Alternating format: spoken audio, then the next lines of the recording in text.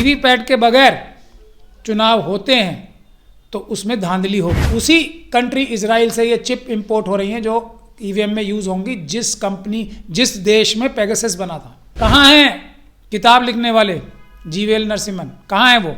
इसका मतलब वीवीपैट हटा दिया जाए तो धोखा ही धोखा है। जिसकी 543 भी आ सकती हैं ईवीएम से, तो 543 पेपर बैलेट से क्यों नहीं ले आते? पेपर बैलेट से चुनाव वही मना करेगा जिसके मन में बेईमानी। आओ और ये मशीनें हैक करके दिखा दो दुनिया को कि ये इतने आसानी से हैक हो सकती हैं, ये फ्रॉड है सब। सुप्रीम कोर्ट को नहीं बचाया गया तो रफाल जैसी कितनी सारी जजमेंट्स आई हैं उसके बारे में टिप्पणी करना व्यर्थ है। ईडी, सीबीआई, इनकम टैक्स का प्रयोग किस चीज के लिए हो रहा है? क्या कोई आतंकवादी पकड़ने के लिए हो रहा है?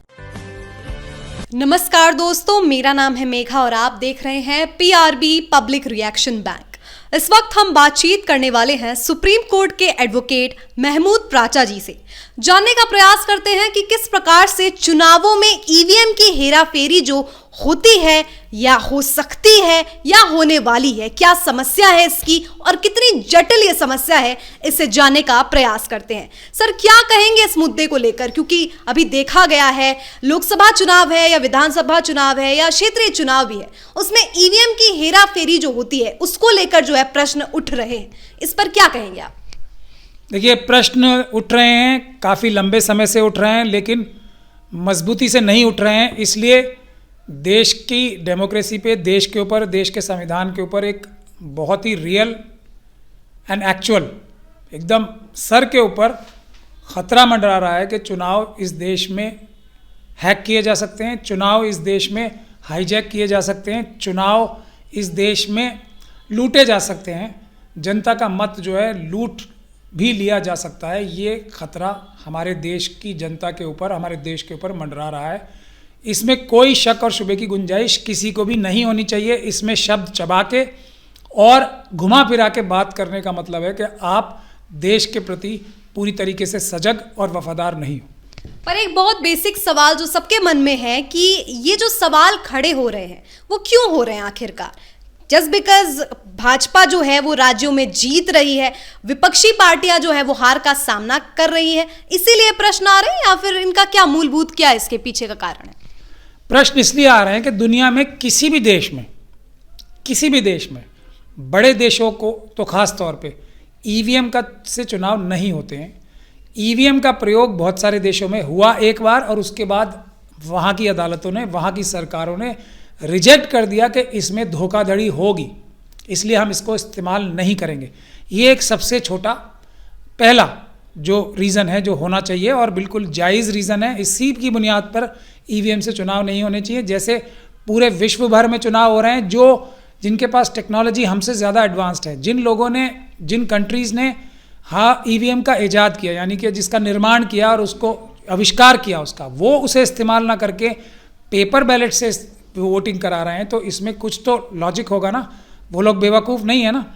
दूसरी बात, इस देश में एक भी पॉलिटिकल पार्टी, बीजेपी समेत, ऐसी नहीं है जिसने ईवीएम का मुखर विरोध, ताकत लगा के पूरा विरोध ना किया हो। एक भी पॉलिटिकल पार्टी ऐसी आप मुझे निकाल के नहीं दिखा सकते। बीजेपी ने सबसे पहले इसका सबसे मुखर विरोध किया था। आडवाणी जी ने, जीवीएल नरसिम्हन साहब ने किताब लिखी, सुब्रमण्यम स्वामी जी इतने बड़े विद्वान हैं, उन्होंने सुप्रीम कोर्ट में केस डाला, और उस सुप्रीम कोर्ट में पहली फाइंडिंग क्या थी सुप्रीम कोर्ट की कि वीवीपैट के बगैर चुनाव होते हैं तो उसमें धांधली होगी, उसमें मैनिपुलेशन होगी। ये सुप्रीम कोर्ट की फाइंडिंग है। अब बहुत सारे लोग और खुद इलेक्शन कमीशन इस बात की दुहाई देते हैं, इस बात को रीज़न बनाते हैं कि सुप्रीम कोर्ट ने तो कई बार पिटीशन डिसमिस किया है, सुप्रीम कोर्ट ने ये बात मानी है कि धांधली हो सकती है, इसलिए वीवीपैट है। वीवीपैट है तो ईवीएम धोखा है, इसमें तो कोई शक नहीं रहेगा ना। वीवीपैट के बगैर कोई चुनाव नहीं होते हैं, इसका मतलब वीवीपैट हटा दिया जाए तो धोखा ही धोखा है। ये धोखा पकड़ने का 2% या 5% चांस है वीवीपैट, जो सुप्रीम कोर्ट खुद मान रही है कि 5% वोट चेक किए जाएंगे। तो क्या आप 95% वोटों में धोखा खाने को तैयार हैं, 5% में नहीं? ये खुद सुप्रीम कोर्ट की जजमेंट से निष्कर्ष निकलता है। और कोई सबूत चाहिए तो वो भी हम बता देते हैं। इससे बड़ा सबूत ये है कि सुब्रमण्यम स्वामी आज इंटरव्यू क्यों नहीं दे रहे हैं? आप कोशिश कीजिए, वो तो इस फील्ड के सबसे बड़े ज्ञाता हैं। उन्होंने सुप्रीम कोर्ट में पिटीशन लगाई और जीती, उसके बाद क्यों शांत हैं वो? कोई सोच सकता है। जो क्या उन्हें राज्यसभा मिली थी एक केस डालने के बाद 2016 में? ये सवाल हैं जो आपको, आप जैसे जर्नलिस्ट के मुंह में उसमें आने चाहिए। कहाँ हैं किताब लिखने वाले जीवीएल नरसिम्हन? कहाँ हैं वो? क्या वो भी किसी बड़े ओहदे पर पहुंच चुके हैं? क्यों? और इसीलिए क्या वो नहीं बोल रहे? उनसे जाके सवाल कीजिए ये ईवीएम सडनली ठीक कैसे हो गई।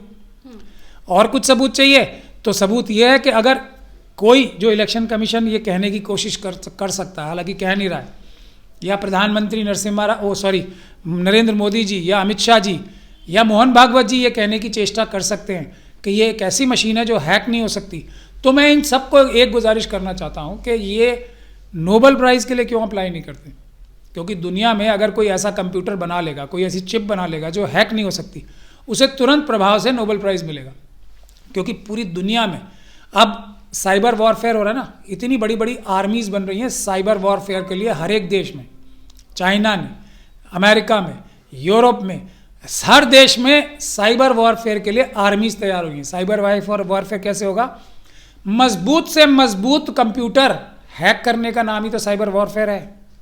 अभी आप लोगों ने पेगासस देखा, हमारे पास खबरें आ रही हैं, ये अभी उनको हम तथ्यात्मक रूप से वेरीफाई कर रहे हैं कि उसी कंट्री इजराइल से ये चिप इंपोर्ट हो रही हैं जो ईवीएम में यूज़ होंगी, जिस देश में पेगासस बना था। जो देश अपने आप को कंप्यूटर हैक करने का मास्टर मान रहा है वही ये चिप बना रहा है, तो हैक करने की ज़रूरत पड़ेगी नहीं पड़ेगी? क्या वो पहले से ही प्रोग्राम्ड होंगे एक खास तरह का रिजल्ट लाने? ये सब खतरे सामने हैं। इसके बाद भी अगर कोई पेपर बैलेट को बुरा बताना चाहता है और ईवीएम को ठीक बचाना चाहता है तो उसके बारे में हमें सबको सोचना पड़ेगा। मैं इलेक्शन कमीशन से और बाकी सब लोगों से एक सवाल और पूछना चाहता हूँ कि कागज़ के बैलेट पेपर्स से फिजिकल बैलेट पेपर्स में कमी क्या है, नुकसान क्या है, किसका नुकसान हो जाएगा? जिसकी 400 पार जानी है वो पेपर बैलेट से भी चली जाएंगी, जिसकी 543 भी आ सकती हैं ईवीएम से, तो 543 पेपर बैलेट से क्यों नहीं ले आते? क्या ऐसा तो नहीं है कि 40 भी पार ना हो पाएंगी पेपर बैलेट से? ये पेपर बैलेट के खिलाफ आर्ग्यूमेंट कोई कुछ नहीं दे पा रहा है सिवाय 2 या 3 आर्ग्यूमेंट्स के। पहला आर्ग्यूमेंट है उसके काउंटिंग में देर लगती है। काउंटिंग में अगर आप ईवीएम से कम देर लग रही है, अगर चलिए मान भी लिया लग रही है तो काउंटिंग एजेंट्स डबल कर दीजिए, 3 दिन की जगह 1.5 दिन लग जाएगा, 1 दिन लग जाएगा, अभी भी तो लगता ही है आधे से ज़्यादा दिन। और फाइनल रिजल्ट कब आते हैं ईवीएम के? ये भी मैं ऐसे महारथियों से पूछना चाहूँगा, फाइनल रिजल्ट जिसका सर्टिफिकेट मिलता है वो कितने दिन बाद आते हैं ईवीएम के माध्यम से? क्यों? ऐसा क्यों है? तो पेपर बैलेट से रिजल्ट भी जल्दी आएंगे, एक बात। दूसरी जो कमी इलेक्शन कमीशन बताता है इसकी, कि इसमें जैसे पेपर बैलेट में 2 कैंडिडेट्स के बीच में एक लाइन होती थी ना, 2 सिंबल्स के बीच में, तो कई बार ओवरलैप हो जाता था। तो एक बात ये है, मानने वाली बात है, ओवरलैप हो सकता है। दूसरा ये कि एक से ज़्यादा वोट नहीं पड़ सकता इसमें, एक बार वोट दे दिया तो फिर वो चेंज नहीं हो सकता। और पेपर बैलेट में एक व्यक्ति कई सारे मुहर भी लगा देता था कई सिंबल्स में। ये 3 कमियां बताई जाती हैं। मतलब टेक्निकल ग्लिचेस जो है उसकी गुंजाइश ईवीएम में है, क्योंकि जाहिर तौर पर अगर ये 3 कमियां बताई जाती हैं पेपर बैलेट के चुनाव ना कराने में, और ये तीनों इतनी महत्वपूर्ण पहले तो गलत हैं तीनों बातें, और इनसे इतना बड़ा खतरा तो नहीं होगा ना जितना बगैर, और चौथी एक बूथ कैप्चरिंग हो जाती है। तो इसमें तो बूथ कैप्चरिंग तो फिर भी कोई आदमी फिजिकली जाएगा, पुलिस आ जाएगी तो रोक लेगी कुछ घंटे बाद या 1 घंटे बाद ही पुलिस आ गई तो इसमें तो नज़र भी नहीं आएगा, आपकी जेब भी कट जाएगी, आपके वोट भी कट जाएंगे, सारे छीन लिए जाएंगे, पूरा बूथ का बूथ हैक हो जाएगा, बूथ का बूथ लूट लिया जाएगा और आपको पता भी नहीं लगेगा। इसमें यह संभावना है, उसमें तो कम से कम सब नज़र आता है ना। तो किसी भी रूप में पेपर बैलेट से चुनाव वही मना करेगा जिसके मन में बेईमानी हो। देखिए 2024 के चुनाव जो है लोकसभा के वो काफ़ी नज़दीक है।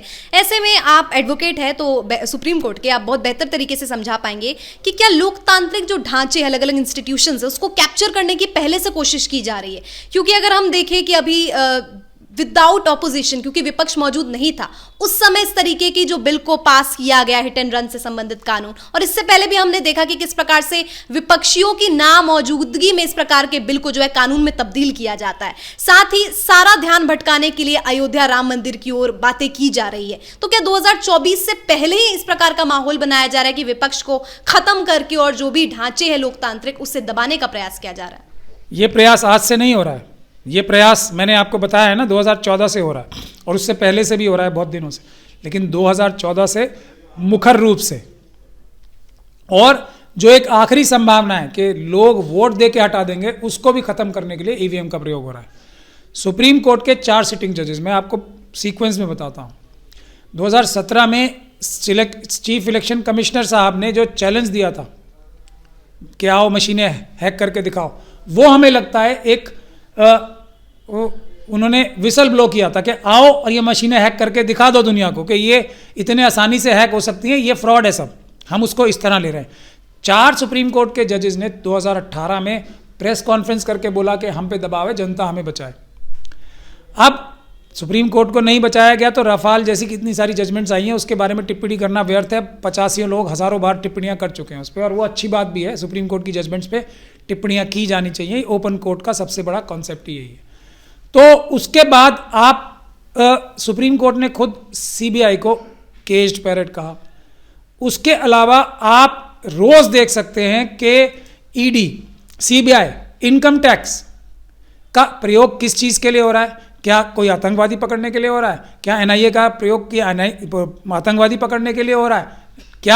क्या राजनेताओं को पकड़ने के लिए हो रहा है? इस तरीके से जो भी व्यक्ति मोदी जी के खिलाफ, चाहे वो पत्रकार हो ईमानदार, चाहे वो पॉलिटिशियन हो, जिस भी प्रकार का पॉलिटिशियन हो, और चाहे वो वकील हो, चाहे वो कोई भी व्यक्ति हो, जो मोदी जी के खिलाफ या आरएसएस के खिलाफ एक शब्द भी बोलेगा, उसके घर ईडी या सीबीआई पहुंच जाती है। ये कौन सा तरीका है?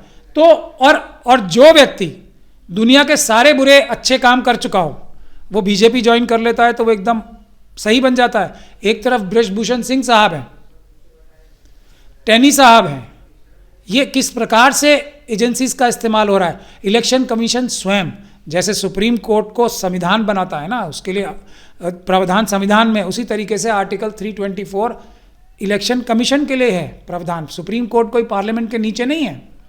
पार्लियामेंट सिर्फ कानून बना सकती है, उनकी